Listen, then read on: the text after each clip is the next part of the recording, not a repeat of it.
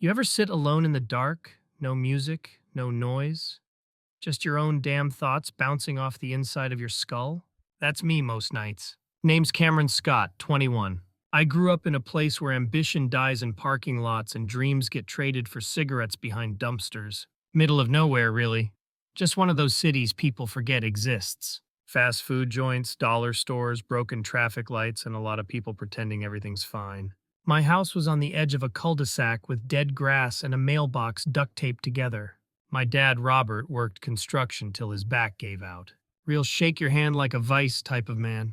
Didn't say much unless he was pissed, which was most of the time. My mom, Linda, she held us together. Soft voice, strong spine. You know how some women carry the weight of a whole family and never ask for help? That was her. And then there's Emily, my little sister. 4 years younger than me, but always felt like the older one. Big smile, too much heart for this cold-ass world. Used to wait up for me when I'd sneak out, just to make sure I came home breathing. But this isn't about her. Not yet. This is about me. And how I went from stealing candy at 12 to pushing ounces at 19. How I started chasing that rush. The kind that makes you feel untouchable. And how I lost sight of the one person I swore I'd protect. I didn't start out wanting to be a dealer. No one does. It began like most things do. Desperation. Mom got sick, the kind of sick you can't walk off. Medical bills stacked up like bricks, and we didn't have insurance worth a damn. Dad tried, I'll give him that. Worked doubles, took side gigs, even sold his truck at one point. But it was never enough. And me? I was 17 watching the walls close in. Friends were either locked up or dead, and the ones still breathing were making real money. Fast. One night I was sitting behind the school gym, chewing on a broken pencil, wondering if life ever gets easier. That's when Marcus sat down next to me, reeking of weed and confidence. He was 2 years older, drove a busted Honda with black rims, and always had a wad of cash. "You want to eat or keep starving?" he asked, not even looking at me. And just like that, I said yes. That's how it starts. Not with a gun, not with a gang, with a question, and the silence you can't stand anymore. At first, it was small stuff. Weed pills. Things that felt harmless because they were already everywhere. The money came quick, too quick. Cash in my sock drawer, new shoes, a phone that actually worked. I told myself I was helping the family, but it wasn't about them. It was about me. I liked the power. I liked the way people looked at me. I liked not being invisible anymore.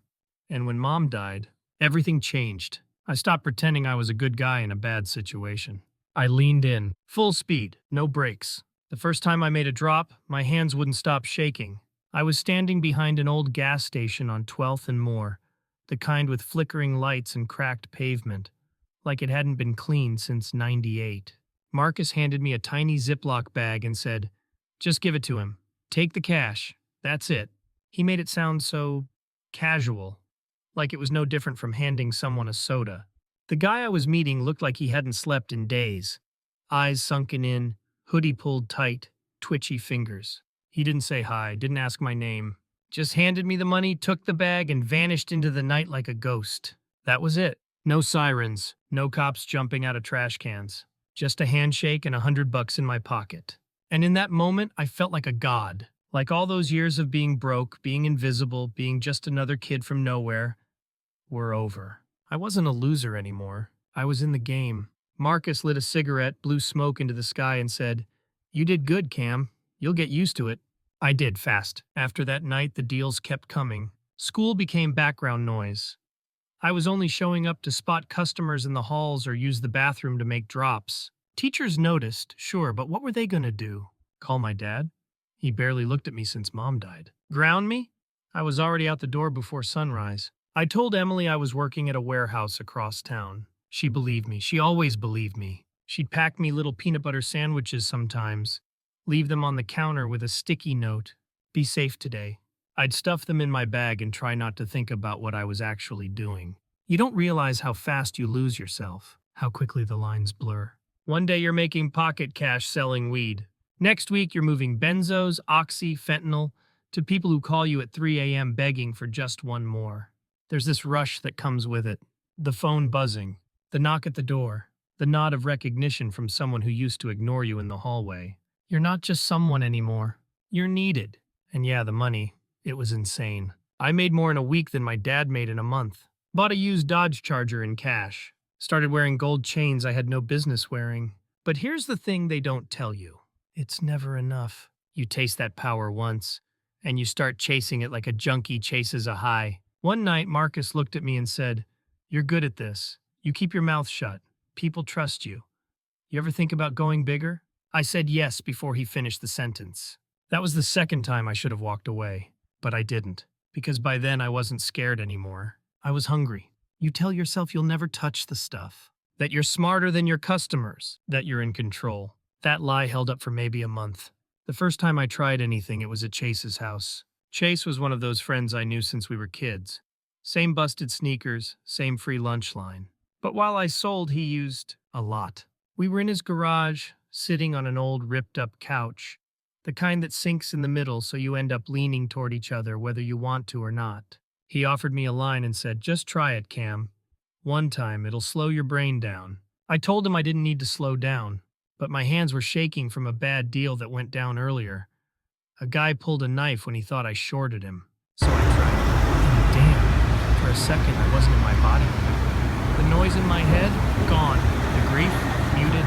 The guilt, out of reach. I remember lying back, staring at a stain on the ceiling, thinking, is this what peace feels like? It became part of the routine after that. Not every day, just when I needed it. When the walls felt like they were closing in. When I couldn't sleep. When I saw Mom's face in the kitchen and remembered she wasn't coming back. I started running with a tighter crew. Me, Chase, and Devin. Devin was older, 24, with tattoos on his neck and a mouthful of silver. He had connections, a supply chain, real weight. He saw something in me. Maybe desperation, maybe usefulness, and brought me deeper in. We operated out of a mechanic shop at night. Oil stains on the floor, broken car parts piled up in the corners. Looked abandoned from the outside, perfect cover. We moved everything. Weed, coke, oxy, benzos, even fake scripts. Didn't matter what it was. If someone wanted it, we could get it. We started running sales. Buy two, get one free type deals. Posted codes on Snapchat. Kept burners in our socks. You might think it was chaos, but it wasn't. It was structured, efficient, like a business. We had quotas. Rules? No selling to kids under 16. No selling in front of schools. No violence unless necessary. But like every rule made in the street, it only held until someone broke it. And someone always broke it. Still, for a while, we thrived. I was pulling in 10 grand a week. Then 15, then 20. By the time I was 19, I was making $30,000 a week. Let me say that again. $30,000 a week. That kind of money, it changes how people look at you. Changes how you look at you. My dad stopped asking where I was going at night. I bought groceries, paid for the water bill, slipped a few hundreds in his wallet when he wasn't looking. Emily? She thought I worked security at nightclubs downtown. Told her I was saving for college. She was proud of me. That stung more than anything else, because deep down I knew all of it was borrowed time, and eventually someone always pays the price. They say three's a crowd. In the game we were playing, three was a powder keg. It was me, Chase, and Devin. 3 parts of the same machine, or so we thought. But you can't run weight with 3 egos and no chain of command. At first it worked. Devin had the supply, I had the brain for logistics, and Chase was the charm. Smooth talker, could sell anything to anyone. Junkies loved him. Dealers respected him. Cops didn't even see him coming. We were running full shifts out of the garage. Rotating phones, multiple stash houses. One under a tanning salon, one in an old RV behind a storage unit. We moved fast. No hiccups, no heat. And the money? It was stacking up so high we stopped counting. Shoe boxes of cash under floorboards. Backpacks full of 20s in my trunk. Devin started talking about buying property. Cleaning the money. Like we were going to turn this into a real business. But the more money we made, the more paranoid we got. And paranoia? It eats everything. Chase started slipping. Showing up late. Making deliveries high. Saying weird stuff like, "You ever feel like we're going to die in a parking lot?" I told him to take a break. He laughed in my face. "It's just 3 of us, Cam," he said. "You kick me out, who's going to run the drop spot on 19th? And he had a point. We were spread thin, so we kept him in, even as he spiraled. That was mistake number 1. Mistake number 2 was trusting Devin with the count. We never did full audits, not at first. I mean, we were all boys, right? We grew up together. Shared cigarettes and scraped knees and funeral pews. But one night I stayed late in the garage. Devin had already left, said he was locking the place down. I opened the safe to double check something, and the numbers didn't add up. We were missing about 6 grand. Not a miscount, not a bad drop. Gone. At first, I thought maybe I was tripping. Maybe I miscounted earlier. Maybe Chase forgot to log a sale. But it kept happening. Small amounts. Each week. Not enough to set off sirens, just enough to make me feel sick every time I looked at those stacks of cash. I didn't confront Devin right away. I needed to be sure. So I tested him, gave him a fake drop sheet, intentionally padded it, waited. A day later, he handed back the same number I gave him. Didn't catch the trick. Didn't even blink. That's when I knew. He was skimming. Not just off the top. He was treating the whole business like his personal ATM. Paying girls to stay quiet. Buying guns he didn't tell us about. Throwing parties with our product. And still smiling in my face like we were brothers, I told Chase. He didn't believe me at first. Said I was overthinking it. But something in his eyes shifted. Doubt. Fear. That's when I realized this wasn't a partnership anymore. It was a slow collapse. And none of us trusted each other. The 3-person game? It was never built to last. The thing about easy money is, it's never really easy. Not in your head. Not when the doors are locked and the world goes quiet. But at first, it feels easy. I was waking up at noon, pockets full, inbox full. People texting me like I was some kind of king. Yo, Cam, you got that fire? Cam, my guy didn't show. Help me out. Cam, please, just this one time. And I always came through. Because every yes meant more money. More leverage, more control. I started wearing nicer clothes. Chains, watches, cologne that cost more than my first car. I was still living in my dad's house, but I felt like I owned the whole damn city. I'd pull up to gas stations with tinted windows and music blasting, just loud enough for people to notice. And they always did. You know that feeling when you walk into a room and everyone turns? Like you're dangerous or important or both. That was the high I was chasing. Forget the product. Forget the cash. I was addicted to being someone. Me, Cameron Scott, the quiet kid from a dead-end street, was now a name people whispered like a rumor. I wasn't the guy getting picked last anymore. I was the guy. I told myself I was doing what I had to. Feeding my family, helping friends out, making moves. But truth is, I was living in a fantasy. I had 3 phones. One for clients, one for Devin and the crew, and one for Emily and my dad. The only phone where I pretended I was still just a guy with a warehouse job and big dreams. Sometimes Emily would ask about school. Cam, are you ever going to go back? I'd lie, smooth and easy. Just saving up, Em. You know how it is. She'd nod, smile, and go back to doing her homework. She trusted me so much. That made it worse. My dad barely looked me in the eye anymore. Not since I stopped asking how work was. Not since I started coming home with bloodshot eyes and a full wallet. He knew something was off. He just didn't want to see it. Sometimes he'd sit at the table with a beer and stare at the wall like it might finally talk back. I never joined him. I couldn't, because every time I sat still, I'd start thinking. And if I thought too long, I remembered Mom. How she used to rub my back when I couldn't sleep. How she'd say, "You don't have to be the strongest, Cam. You just have to be real." But real didn't pay the bills. Real didn't get you respect. And real sure as hell didn't bring her back. So I buried those thoughts under late-night deals and new sneakers. I kept moving, kept flipping, and the money kept coming. 30 grand a week. Cash. Untraceable. Untaxed. I bought a second car I didn't need. Started tipping waitresses $50 on $10 meals. It wasn't kindness, it was power. Even Chase, despite all his problems, started looking at me different. Like I was the boss now. Like I was the one holding it all together. And maybe I was. But here's the truth they don't tell you on the come-up. When the money flows too fast, something always breaks, and you never see it coming. By the time I hit 30 grand a week, I wasn't even counting bills anymore. Stacks of hundreds were just weight. Paper in a bag, noise in the background. I had so much cash lying around, I started stuffing it in shoe boxes and hiding them in places I couldn't even remember. One time I found 7 grand wedged between my mattress and the bed frame like I was hiding it from myself. It stopped feeling real. I bought Emily a new laptop for school. Said it was a scholarship from work. Took my dad out to dinner. Steak and bourbon like he used to talk about back when we couldn't afford frozen pizza. He didn't say much that night, but I caught something in his eyes. Pride, maybe. Or suspicion. Probably both. Meanwhile, Devin was pushing more weight than ever. He started moving in bigger circles. Guys with tattoos on their eyelids and 6-digit wire transfers. He brought in new product I'd never seen before. Pressed pills with logos, bright colors, looked like candy. He said they were strong, easy to move, fun. I didn't ask what was in them. Didn't want to know. I just pushed them. The streets loved it. Demand exploded. We had high school kids texting us burner numbers saying, "Yo, my cousin said you got that new rainbow drop." I should have stopped then. Right there, that should have been the line. But I didn't. Because when money rains, you forget you're standing in floodwater. I started waking up with headaches, chest tight, paranoia clawing at the back of my neck. I kept a pistol under my pillow, another in the glove box, and one taped under the bathroom sink. Every time someone knocked too hard, my heart jumped. There were whispers, too. People saying the pills were too strong, that someone overdosed in a parking lot downtown, that another girl collapsed in a locker room after taking just half. Devin brushed it off. They're weak, can't handle it, that's on them.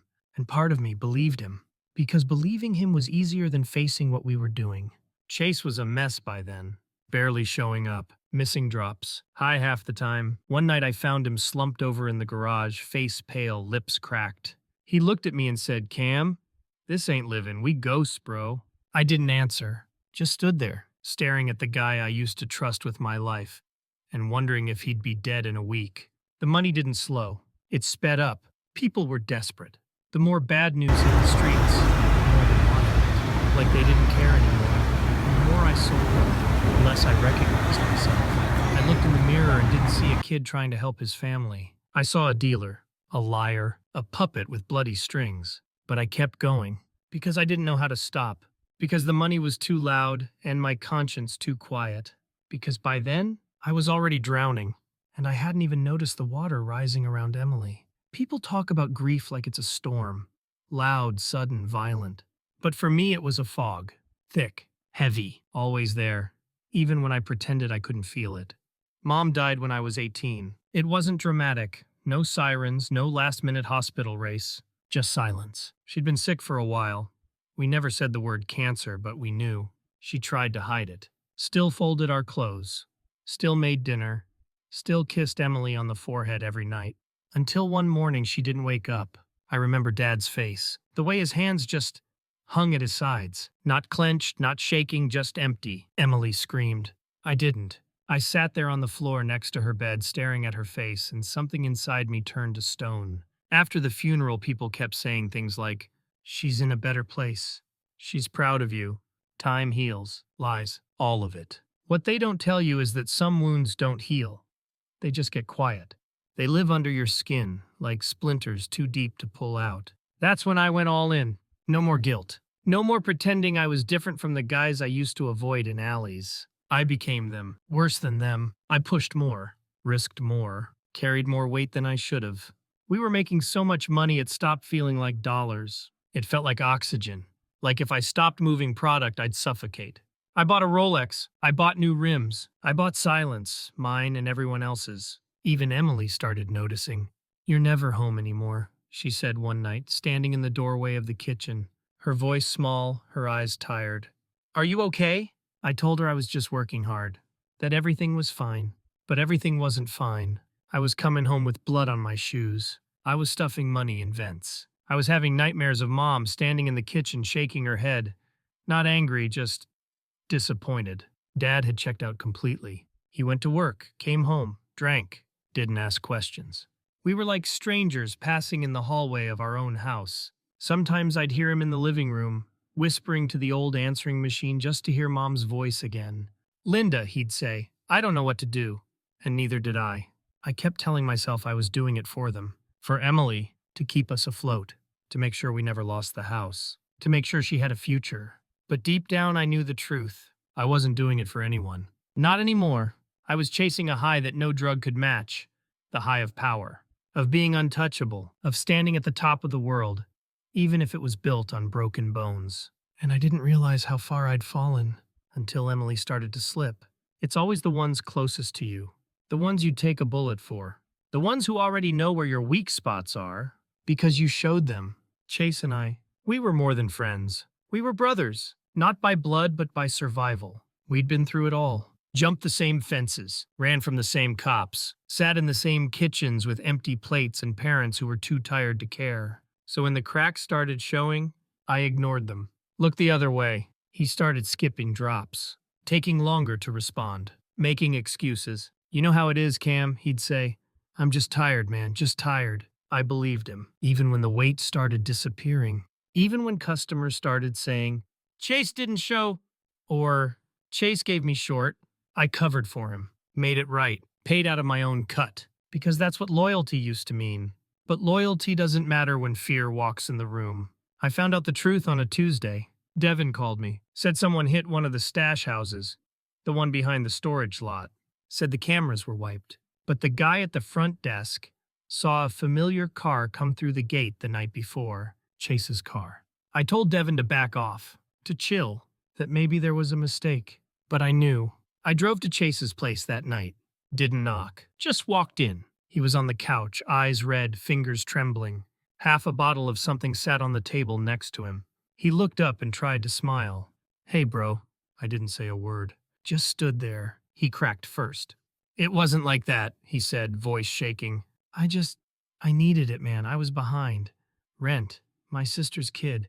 I didn't think anyone would notice. Didn't think anyone would notice? We were running a tight ship. One wrong move, one bad word, and it could all crash. You took from me, Chase, I said, quieter than I felt. I trusted you. He started crying. I couldn't look at him. You don't get it, he said. You got money coming in from everywhere. You don't feel it like I do. He wasn't wrong, but that didn't matter. The rule was simple. You don't steal from your own. I could have hit him. Could have called Devin. Could have let the streets deal with him. But I didn't. I just walked out, left the front door open, didn't say another word. That was the last time I saw him. A week later, word hit the block. Chase got jumped behind the liquor store. Broken ribs, missing teeth. No one said who did it, but everyone knew. I didn't visit. Didn't call. Didn't feel anything except tired. Tired of pretending there were still rules in this game. Tired of watching everything rot from the inside. Tired of losing pieces of myself every time someone I loved let me down. That night I sat in my car in the dark, windows up, engine off. Thought about Chase. Thought about Mom. Thought about Emily. And for the first time in months, I was scared. Not of the cops, not of the streets, but of what was coming, because I could feel it. Something was about to break, and it was going to be bad. After Chase, I stopped trusting anyone. Devin kept trying to loop me in on his new crew. Younger guys, louder, sloppier, all flex and no code. But I wasn't interested. I went solo. No more partnerships, no more shared cuts, no more brotherhood. Just me, my burners, and a locked duffel bag on the passenger seat. I cut my routes in half, doubled the price, moved quieter. No stash houses, no middlemen. If someone wanted to buy, they had to come through me. Direct. I moved like a ghost, in and out. No eye contact, no talk, no favors. At first it worked. I kept the money flowing, kept the product moving, stayed ahead of everyone. But moving solo has a cost. You lose the safety net, the lookout, the late night "you good" texts. You start eating in silence, sleeping with one eye open, forgetting what your own laugh sounds like. I remember one night, some kid tried to rob me behind a car wash. Couldn't have been older than 16. Shaky hands, face covered, voice cracking through a ski mask. Drop the bag, bro. I didn't even hesitate. Pulled my piece and stared him down. Didn't shoot. Didn't need to. He ran before I could say a word, but that moment stuck with me. Not because I was scared, but because I wasn't. It didn't even make my heart beat faster, like I'd finally gone numb. Emily started noticing too. You don't talk to anyone anymore, she said one morning over cold cereal. You look gone. I told her I was just tired. Said I was working long hours saving up for something big. She gave me a half smile, the kind that says, I want to believe you, but I don't. We were living in the same house, but speaking different languages. She'd leave sticky notes on the fridge with reminders like, drink water, call grandma, get some sleep, and I'd leave stacks of cash in her backpack. Silent trade-offs, both of us pretending we were okay. Dad didn't ask questions. He just drank, watched the news, and went to bed by 9. The man who used to tell me to stand up straight and look people in the eye now barely noticed when I walked in at 3 a.m. with blood on my shirt. Solo mode worked, until it didn't. One night I came home and found my bedroom door slightly open. Nothing missing, nothing broken. Just a little note on my desk, written in Emily's handwriting. Why do your eyes look so sad? That one line broke me harder than a bullet ever could. I stared at it for hours. Didn't move. Didn't breathe. Just sat there thinking about who I'd become. What I'd turned into. And the worst part? I didn't have an answer. Because somewhere along the way I'd stopped being Cameron Scott. And I didn't know how to find him again. It started with little things. Emily stopped singing in the mornings. Stopped laughing at those dumb sitcoms she used to binge. Stopped leaving sticky notes on the fridge. I chalked it up to stress, school, life, maybe grief. I mean, we all had our ghosts. But then I noticed her eyes. Red, glossy, distant, like she was in the room but already gone. I found a crumpled piece of foil in the bathroom trash. Could have been anything. I told myself it was nothing. Then I found another. And another. Different colors, folded different ways. I kept telling myself she was just tired, that maybe her friends were leaving stuff at our place, that there was no way my little sister, my Emily, could be wrapped up in this. But deep down I already knew. It all hit one night. I came home late, maybe 2 a.m. after a rough drop. Missed calls, paranoid clients, one guy screaming at me through a cracked windshield. I walked through the front door like always. Quiet, automatic. Tossed my keys in the bowl, kicked off my shoes, was about to head upstairs when I heard a noise from the hallway. I followed it. Bathroom door half open, light buzzing, and there she was, sitting on the floor, back against the tub, head leaning to the side, barely conscious. Her fingers were twitching. Her lips were dry. A burnt piece of foil lay by her feet. My heart didn't even race. It stopped. I knelt beside her and shook her shoulder. Emily, Emily, hey, wake up. Her eyelids fluttered. She looked at me, or through me, and said, Cam? That voice, so small, so far away, I wanted to scream, to break something, to rewind the clock. Instead, I just held her. That night, I didn't sleep. I sat beside her bed, listening to her shallow breathing. She made it through, thank God. But I knew this wasn't her first time. I'd missed the signs. Hell, I sold the signs. I stared at the foil in my hand, realizing it was one of ours. Our product. Our stamp. I'd pushed it. Devin had cooked it. Someone had sold it back into my own house. I thought I was protecting her. Providing, keeping the lights on, the fridge full, the roof solid. But I'd built the house out of poison, and now she was sipping it like water. The guilt hit like a freight train. Loud, fast, unforgiving. This wasn't some stranger in an alley. Wasn't a number in a text. It was Emily. The kid who used to crawl into my bed during thunderstorms. The only person who still saw good in me. And I broke her. That night I made a promise. Not out loud, not with words, but in the silence between her breaths. I was gonna fix this. Somehow. Even if it killed me, I thought I could keep it buried. Thought if I cleaned up fast enough, kept my head down, watched Emily 24/7, I could stop the bleeding without anyone knowing where the wound came from. But secrets rot, and mine was starting to stink. It didn't take long. Emily was quieter after that night. Didn't look me in the eye. Didn't say thank you. Didn't ask where the laptop or the new shoes or the grocery money came from. I think she knew. Maybe she always did. But the real collapse came from the one person I thought was too checked out to care. Dad. It happened on a Sunday. Late afternoon. The kind of gray sky that makes everything feel 10 pounds heavier. I was in the garage going through my backpack, repacking some leftover weight from a busted drop the night before. Sloppy work, I was rushing, too emotional. Didn't hear him come in. His voice cut through the silence like a knife. What the hell is that? I turned, and there he was. Robert Scott, my father. Steel in his eyes, beer in his hand. He was holding one of the baggies. The label, the color. He knew. Answer me, Cameron, he said, low and flat. What the hell is that? I froze. Couldn't lie. Not this time. He stepped forward. You dealing now? Is that what this is? You pushing poison out of my house? I opened my mouth, but nothing came out. No excuses, no deflection, just shame. He looked like someone had punched him in the chest. He staggered back, dropped the bag like it burned his hand. Jesus Christ, he whispered. Your mother. He couldn't finish, and I snapped. You think I wanted this? I shouted. You think I chose this life? He didn't say a word. You were never there, I kept going. After Mom died, you disappeared. You left me and Emily to figure it all out. I paid the bills. I fed this family. What the hell did you do? He stared at me like I was a stranger. And maybe I was. I worked, he said quietly. I broke my back every day trying to keep this house. I stepped closer. And it wasn't enough. That did it. He swung. Not a full punch, more like a shove, but years of silence came with it. I hit the wall, didn't fight back, just stood there breathing hard. He grabbed his coat, slammed the door behind him, and just like that, I was alone. Really alone. Not the kind of alone you feel when friends betray you. Not the quiet loneliness of solo mode. This was deeper.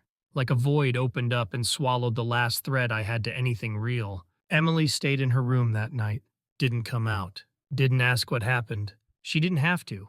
I sat in the dark kitchen with the fridge humming behind me, blood on my lip, hands shaking, and no idea what to do next.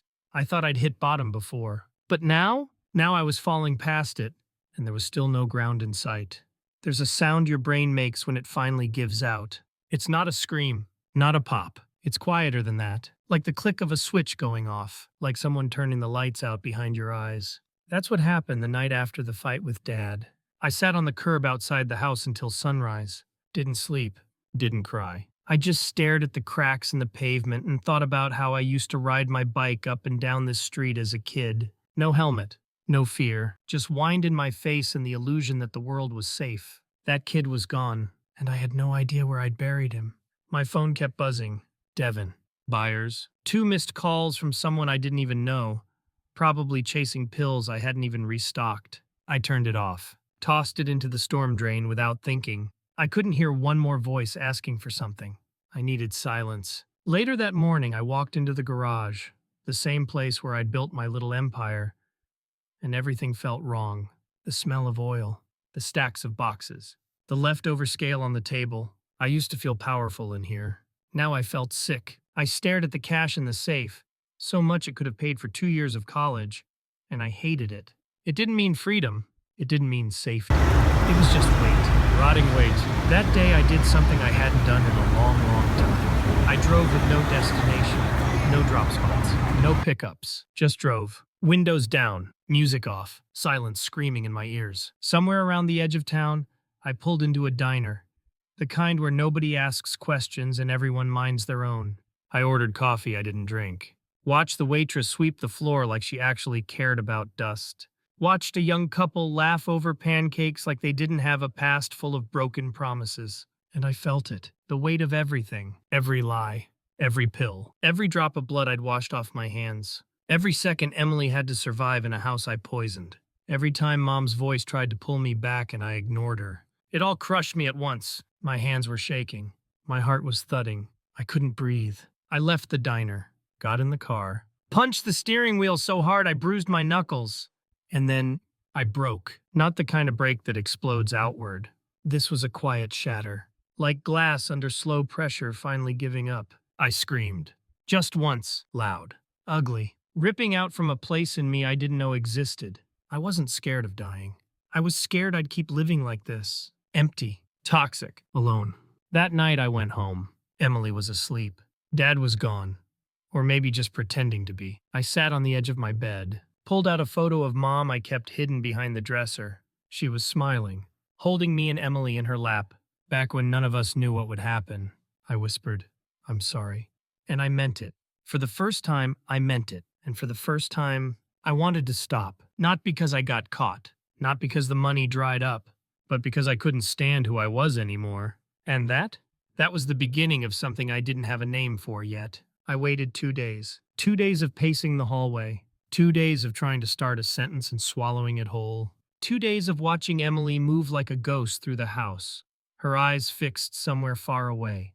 And then I couldn't take it anymore. It was late, past midnight, and she was sitting on the back porch wrapped in one of Mom's old blankets. Knees pulled to her chest, face lit by the glow of her phone. I stood in the doorway for a long time before she noticed me. "You gonna say something or just stare like a creep?" she said without looking up. Her voice was sharper than I expected. Not angry, not sarcastic, just tired. I stepped outside, sat down on the wooden step next to her. The air was cool, still, like the world was holding its breath. "I know," I said. She didn't answer.